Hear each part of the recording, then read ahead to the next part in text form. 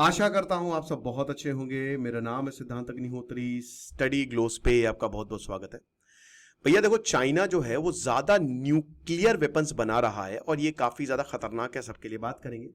YouTube SEO plus thumbnails का शानदार course आप अवेल कर सकते हैं। आपके लिए बहुत ज्यादा फायदा होगा। डिस्क्रिप्शन कमेंट बॉक्स में लिंक है। तो भाई सिप्री की रिपोर्ट आई है। पहली बात तो भारत के जो न्यूक्लियर वेपन है वो पाकिस्तान से ज्यादा है। और यहां पे ये बोला है सिप्री ने कि दुनिया जो है एक नए फेज में एंटर कर रही है, एक नए न्यूक्लियर एरा में एंटर कर रही है, जहां पे आपको बढ़े हुए हथियार, डॉक्ट्रिनल शिफ्ट, और मुझे भी लगता है भारत को अपनी डॉक्ट्रिन चेंज कर देनी चाहिए, नो फर्स्ट यूज से लेकर फर्स्ट यूज तक, और ग्लोबल आर्म्स कंट्रोल फ्रेमवर्क खत्म होता जा रहा है।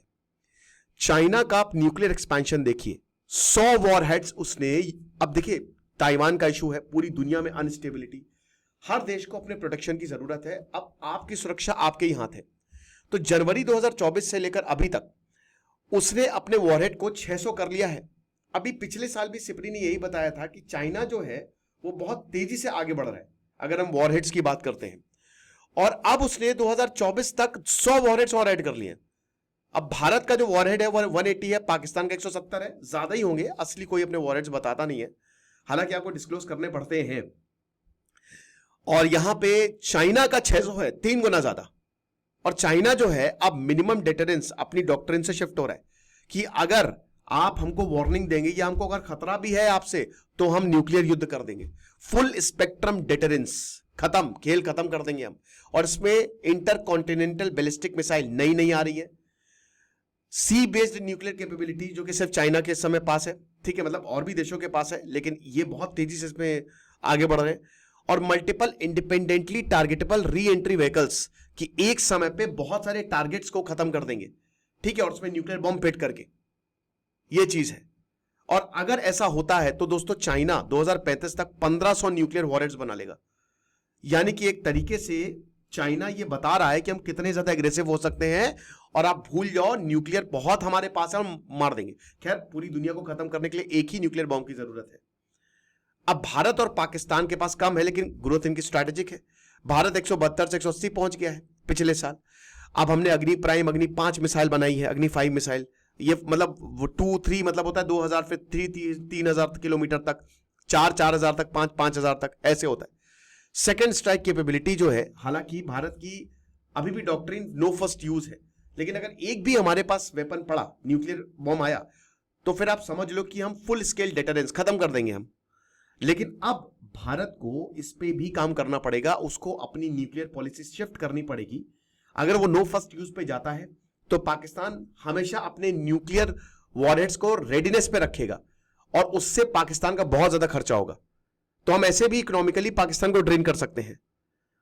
और भारत का जो न्यूक्लियर ट्रायड है दैट इज मैच्योरिंग। 2 ऑपरेशनल हम एसएसबीएन है हमारे पास, आईएनएस अरिहंत और आईएनएस अरिगात।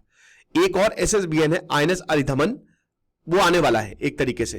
तो जब तक नहीं आता है तब तक अभी तो मतलब आप ही मान के चलिए कि हमको वेट ही करना पड़ेगा। बट ये थोड़े पुराने हो गए हैं, ठीक है ना। जैसे एसएसबीएन सबमरीन, अरे यार कितना मैं फंबल कर रहा हूं, सॉरी।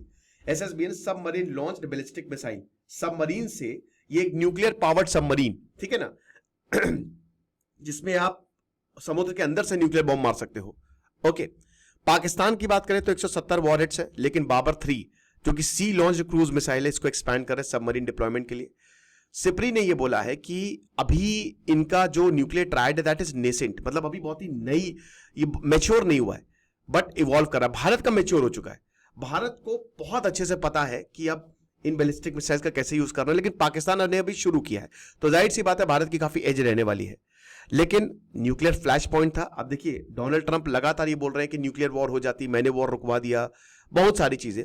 लेकिन सिप्री 7 मई और 10 मई, ये जो 4 दिन का वॉर चला, इस कॉन्फ्लिक्ट को एक पोटेंशियल न्यूक्लियर फ्लैश पॉइंट मानता है कि ऐसी पॉसिबिलिटी थी कि पाकिस्तान एक टैक्टिकल न्यूक्लियर वेपन भेज देता, लेकिन फिर पाकिस्तान बचता नहीं, सब मैदान हो जाता। और हमने इसीलिए नूर खान एयरबेस पे बम मारा था, और इसीलिए पाकिस्तान ने फोन भी किया था। बट ये फ्लैश पॉइंट था दोस्तों, आपको नहीं कह सकते कि अगला देश कैसे रिस्पॉन्ड करेगा। सरगोदा और नूर खान एयरबेस पे, जो कि कायराना हिल्स बगल में ही तो है नूर खान के, ठीक है, यहां पे इनकी न्यूक्लियर स्टोरेज और सरगोदा एयरबेस पे हमने बम मारे थे। स्ट्रैटेजिक प्लान डिवीजन हेडक्वार्टर है नूर खान पे।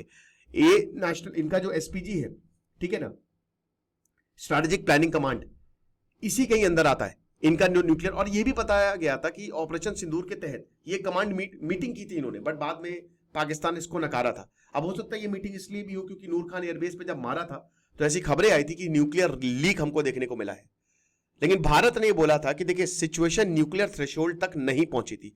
बट सिप्री ने कहा कि ऐसे नहीं पहुंची थी भैया, आपने न्यूक्लियर इंफ्रास्ट्रक्चर को ही मार दिया था। एक तरीके से सिप्री ये कह रहा है कि भारत का अपर हैंड था, और उसके बाद जो डिसइंफॉर्मेशन और बैटलफील्ड मिसरीडिंग्स थी वो हमने देखी। साइबर सैबोटाज जो है वो कन्वेंशनल कॉन्फ्लिक्ट को न्यूक्लियर क्राइसिस की तरफ ढकेल सकता था। तो सिप्री ने ये सारी बातें बोली हैं, लेकिन सबसे बड़ी बात यह है कि ये स्टार्ट ट्रीटी जो है, ठीक है, ये 1990 में साइन हुई थी अमेरिका और रशिया के बीच में। लाखों इनके पास न्यूक्लियर आर्सेनल थे। तब इस ट्रीटी के तहत इन्होंने अपने न्यूक्लियर जखीरों को खत्म करना शुरू किया कि भैया ऐसे तो बहुत ज्यादा दिक्कत हो जाएगी, तो अभी 6000 के आसपास है, लेकिन अभी 2026 में एक्सपायर होने वाली है, और अब ये रिवाइव होगी नहीं होगी पता नहीं। चाइना ने बोला है कि हम कोई भी बातचीत नहीं करेंगे, ट्राइलेटरल टॉक्स जो है वो नहीं करने वाले हैं, ठीक है। Treaty on prohibition of nuclear weapons TPNW, वो नॉन न्यूक्लियर स्टेट से अब यहां पे सपोर्ट मिलता जा रहा है, ठीक है ना। अब जितने भी न्यूक्लियर आर्म्ड नेशन है उन्होंने रिजेक्ट किया है कि इन्फोर्समेंट इनइफेक्टिव है, बकवास है ये। सिप्री ने बोला है कि अब जो आर्म्स का कंट्रोल है ना वो अनकंट्रोल होगा, भूल जाइए, कंट्रोल कोई नहीं कर पाने वाला, क्योंकि इधर ईरान NPT से हटने वाला है, वो न्यूक्लियर बॉम्ब बनाएगा। नॉर्थ कोरिया को पता है, इजराइल और बाकी सारे देशों पर खतरा है, तो हर कोई न्यूक्लियर की तरफ जाने वाला है दोस्तों। जब तक आपके पास न्यूक्लियर बॉम्ब नहीं आएगा तब तक आपकी धाक पूरी दुनिया में जमेगी नहीं। और ऊपर से new technological threats, artificial intelligence, nuclear decision making system में ये और डेंजरस है। AI ही अपने आप न्यूक्लियर बॉम्ब लॉन्च कर सकता है। साइबर वल्नरेबिलिटीज जो है अर्ली वार्निंग इंफ्रास्ट्रक्चर में, ये भी डेंजरस है। आतंकवाद तेजी से बढ़ रहा है, ये भी डर है कि अब जैसे ईरान में अगर सिविल वॉर होता है तो ये न्यूक्लियर जो है वो नॉन स्टेट एक्टर्स के पास जा सकता है, आतंकवादियों के पास जा सकता है, पाकिस्तान में ये हो सकता है, इसीलिए वो न्यूक्लियर ब्लैकमेल करता है। तो इमर्जिंग टेक्नोलॉजीज भी डेटरेंस को डिस्टेबलाइज कर सकती है। फिर स्पेस बेस्ड वेपन है, रशिया जो है एक न्यूक्लियर एंटी सैटेलाइट वेपन बना रहा है कि वो ऊपर से ही मार देगा, अगर उसको लगा कि न्यूक्लियर हमला होने वाला तो ऊपर से ही मार देगा वो।